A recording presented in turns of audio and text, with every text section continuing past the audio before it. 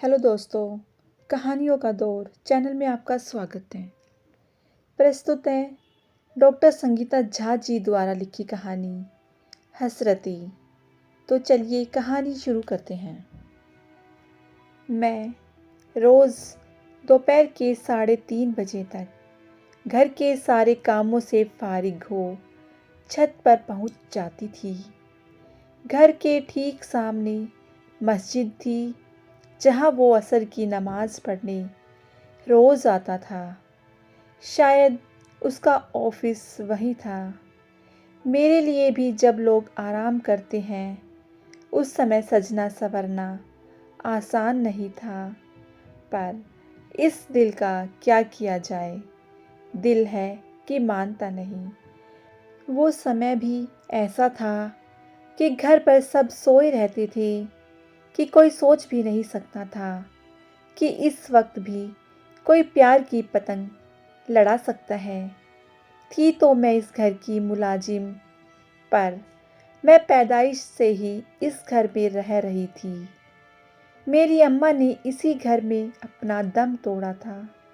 तब से मालकिन साजिदा और मालिक परवेज कुरैशी साहब ने मुझे अपनी बेटी की तरह पाला था। खैर, ये अलग बात है कि उनकी बेटी शहरीश कॉन्वेंट में पढ़ती थी और मैं पास के नगर निगम के स्कूल में।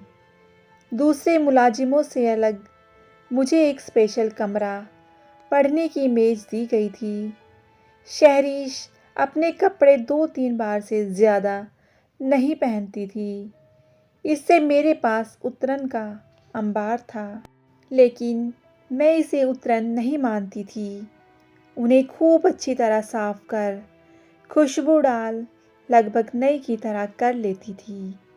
इन सब कामों में मेरी मदद शन्नो खाला करती थी, जो मेरी अम्मा की तरह इस घर की मुलाजिमा थी।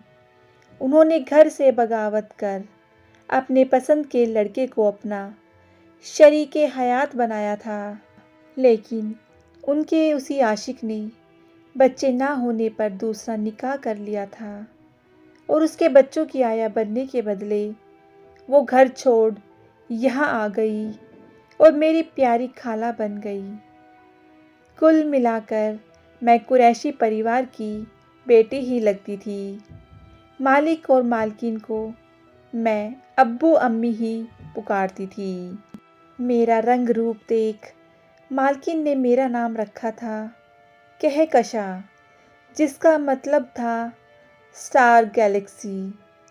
शहरीश के कपड़े पहन, उसकी कहानियाँ सुन, मेरी हसरतें भी ऊंची उड़ानें भरने लगी थी। शन्नो खाला मुझे सुबह दूध का गिलास हाथ में पकड़ाती और मेरी पढ़ाई पर बड़ी तवज्जो देती। अपनी कोई संतान ना होने से मैं उनकी लगते जिगर थी। रोज़ रात मुझे कहानियाँ सुनाती, वो सब जो उन्होंने अपने बड़ों या सहेलियों से सुनी थी। बाकी हसरतें शहरीज की सिंड्रेला, थम्बलीना और रफ़ेल एंजल वाली स्टोरीज़ सुनकर जगी थी।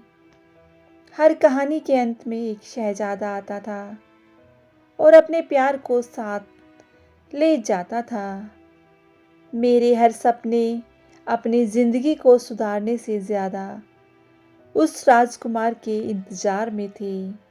सिवाय शहरीज की कॉन्वेंट की पढ़ाई और कान के हीरो के बुंदों के अलावा मुझमें और उसमें कोई फ़र्क ना था। उसकी कमी शन्नो खाला मुझे घर पर ही थोड़ी बहुत अंग्रेजी शहरीज और घर के ड्राइवर अब्दुल्ला से पढ़वाकर पूरा करती थी। अब्दुल्ला दुबई में 10 साल नौकरी करके आया था। इससे टूटी फूटी इंग्लिश बोलता भी था और लिखना भी जानता था। जब भी कभी मैं अपनी हसरतों का जिक्र खाला से करती, वो मेरे कान उमेड़ती और कहती कि हूँ मेरा निकनेम, उल्टी सीधी हसरतें ना पालो बेटा, जिन्हें हम राजकुमार समझते हैं, समय पाते ही हमारा दामन छोड़ हैवान बन जाते हैं। मैंने भी सबको छोड़ अपने शहजादे का हाथ थामा था। देखो क्या हाल हुआ है मेरा। काश मैंने सपनों के बदले हकीकत का हाथ थामा होता। मैं चुप हो जाती, कुछ न कहती, पर मन ही मन सोचती, इतनी सारी कहानियाँ कोई झूठी थोड़ी ना है। मेरे सपनों का शहजादा एक दिन ज़रूर आएगा। इस शहजादे के चक्कर में मेरी तालीम पिछड़ती जा रही थी। इधर शहरिश इन परिकथाओं को काल्पनिक मान अपनी तालीम को तवज्जो दे रही थी। 12वीं का इम्तिहान में जहाँ शहरिश ने डिस्टिंक्शन लेकर झंडे गाड़ दिए, वहीं मैं किसी तरह पास हुई। उसी दिन अब्बू साहब ने फरमान सुनाया, शहरिश कॉलेज साइंस की पढ़ाई करने जाएगी और केहू घर पर शन्नों की मदद करेगी और प्राइवेट बीए पास इम्तिहान देगी। उनका फरमान सुन मैं तो खुश हो गई कि चलो रोज़ रोज़ की स्कूल और कॉलेज की चक्करलत से छुट्टी। पर क्या मालूम था कि जब स्कूल जाती थी तब घर के कामों से पूरी तरह छुट्टी थी और अब शन्नो खाला और घर की दूसरी मुलाजिमों के साथ घर के काम भी करने पड़ते थे। लेकिन अभी भी मैं घर पर सबकी चहेती थी। जल्दी जल्दी घर के कामों से फारिग हो छत पर जा पहुंचती। वहीं जुबेर की नज़रों से मुलाकात हुई। कपड़े शहरिश के थे तो गोरा रंग खुदा की देन था। किसी को भी धोखा हो सकता था कि मैं इस घर की बेटी ही हूँ। रोज़ नज़रों ही नज़रों से मुलाकात होती थी। तभी पता चला कि प्यार तो गूंगा भी होता है और ये भाषा का मोहताज नहीं है। हमारी आंखों की मुलाकात मुश्किल से 1 मिनट की भी नहीं होती थी। कुछ दिनों के बाद तो वहाँ कुछ देर और रुक अपनी मोटरसाइकिल के कांच साफ करता, कभी अपना गोगल पोंछता। मेरी हसरतों में मैं उसकी बाइक के पीछे उसके कंधे पकड़कर एक दूसरी दुनिया में घूम आती। बारिश, धूप और ठंड भी उसे नमाज पढ़ने से ना रोक पाई। मुझे लगता शायद उसकी इबादत में एक मांग थी खुदा के सामने जो मुझे लेकर थी। वो नमाज पढ़ने मस्जिद के अंदर जाता और मैं छत पर जानमाज़ बिछा खुद भी नमाज पढ़ती। प्यार भी तो खुदा की ही दी नेमत है, सो वो भी मेरी दुआओं में रहता। घर वाले भी बड़े खुश कि लड़की को इतनी अक्ल तो आई। शन्नो खाला को ज़रूर मेरे रंग ढंग ठीक नहीं लगते थे। वो हर वक्त मुझे समझाती कि हमारे सपने टूटने के लिए बने होते हैं, सो हसरतें ना पालूं। काश मैं समझ पाती। मैं अपने उस आशिक की तरक्की की भी दुआ करती।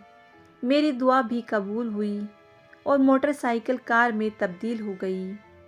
कार के पीछे बड़ा बड़ा लिखा हुआ था, दुर्रानी। ओह, तो मियाँ दुर्रानी ख़ानदान से हैं। बड़ी खुशी और एक डर सा भी हुआ, कहीं मेरी हसरतें पूरी होने के पहले तो बिखर ना जाएं।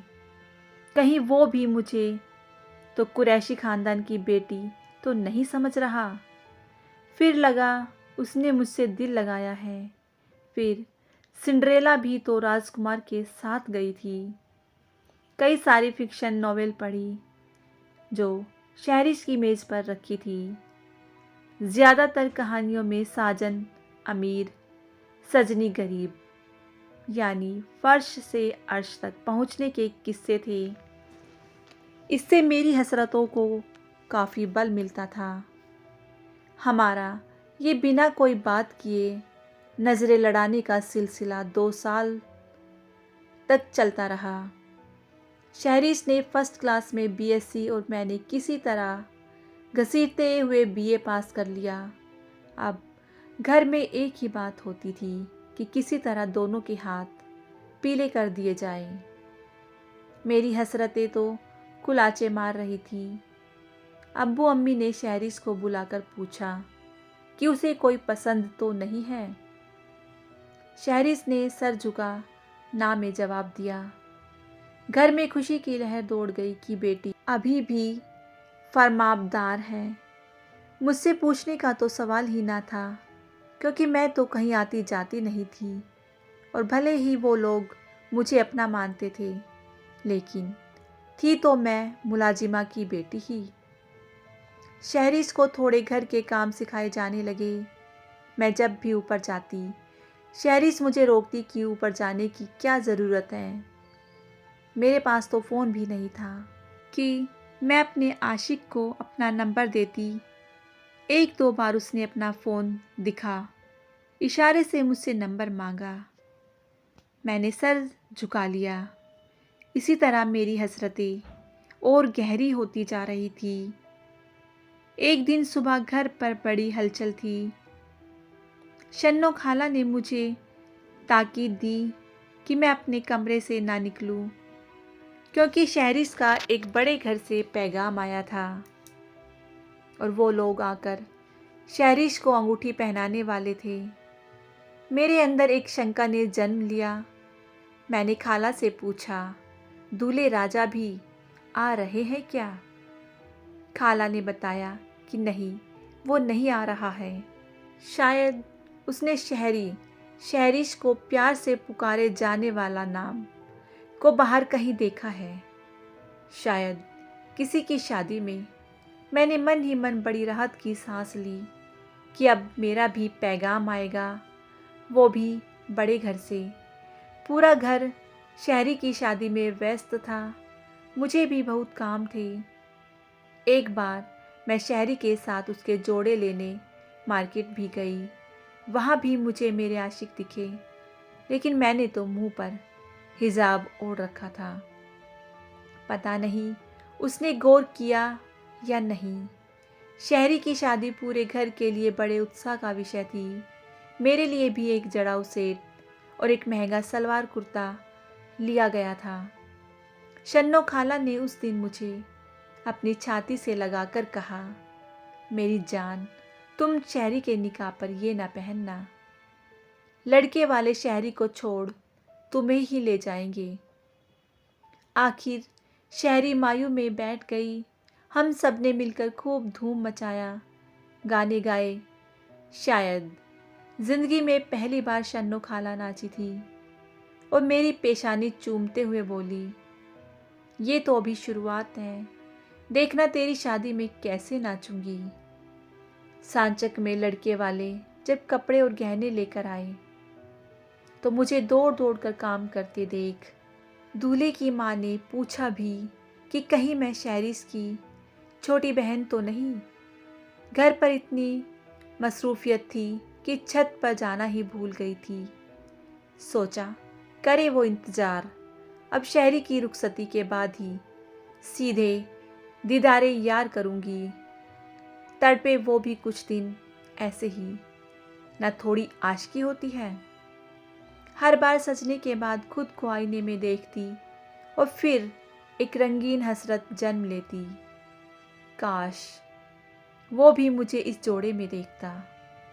क्या करती उसका, ना तो मुझे नाम ना खानदान मालूम था तो केवल कार के पीछे लिखा हुआ दुर्रानी। दूल्हे के साथ ही मैं भी निकाह के दिन तैयार हुई।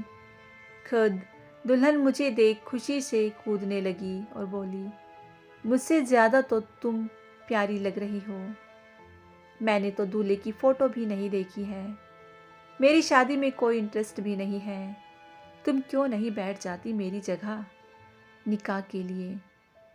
मैंने भी शर्म से लाल होते हुए जवाब दिया, ना बाबा ना, अल्लाह मियाँ ने मेरा भी जोड़ा आसमान में बनाया होगा, उसका क्या होगा।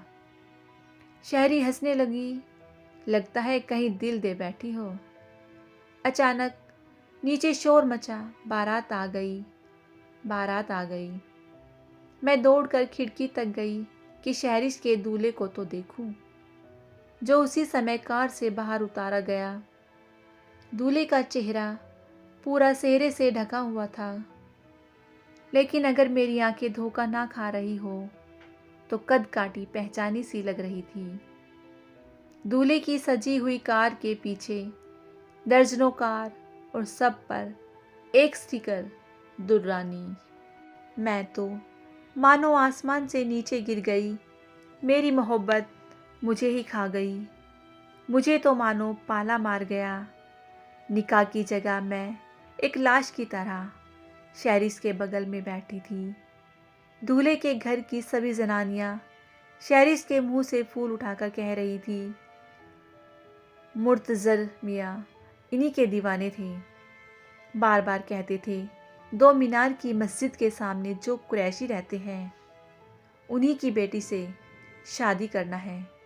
वो तो अच्छा है कि लड़की अच्छी है, नहीं तो मोहब्बत अंधी होती है। देखा नहीं बगल वाले अंसारी साहब का लड़का कहाँ फंस गया। इधर शहरिस ने 3 बार कबूल है कहा और उधर अपनी हसरतों को यूं धू धू करते जलते देख मैं बेहोश हो गई। शन्नो खाला ने मुझे संभाला और अपने साथ कमरे में ले गई। दोनों गले लग फूट फूट कर रोए। शन्नो खाला को पहले ही मेरे रंग ढंग से ये अंदाज़ा तो लग ही गया था कि कुछ तो मेरे अंदर पक रहा है, लेकिन मेरी हसरतें इस बेरहमी से दम तोड़ देंगी, इसका उन्हें भी इल्म न था। शहरिश की रुखसती भी हो गई।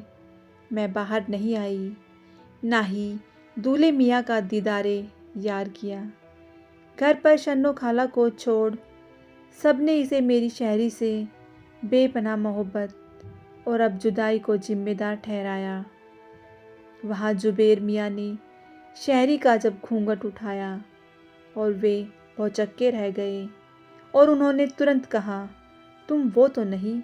लेकिन शायद निकाह के वो 3 बार बोले गए 2 बोल कबूल है में गजब की ताकत होती है कि उन्हें भी शहरी जैसी सुंदर लड़की को अपनाने में समझदारी लगी होगी।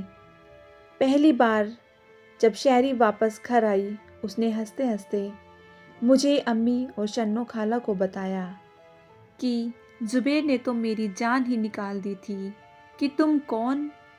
मैं तो डर गई, पर फिर खुद ब खुद हंसने लगे कि वो मजाक कर रहे थे। घर पर सभी बड़े अच्छे हैं। मुझे खुद पर और अपनी दम तोड़ती मोहब्बत पर बड़ा तरस आया, लेकिन शन्नो खाला की मदद से मैं जल्दी ही संभल गई और अब्बा जी के पास जाकर कहा, मैं फिर से कॉलेज जाना चाहती हूँ, मुझे शादी नहीं करनी है। मेरी हसरत है कि मैं खूब पढूं और सिविल सर्विस का इम्तिहान पास कर कलेक्टर बन आपका नाम रोशन करूं।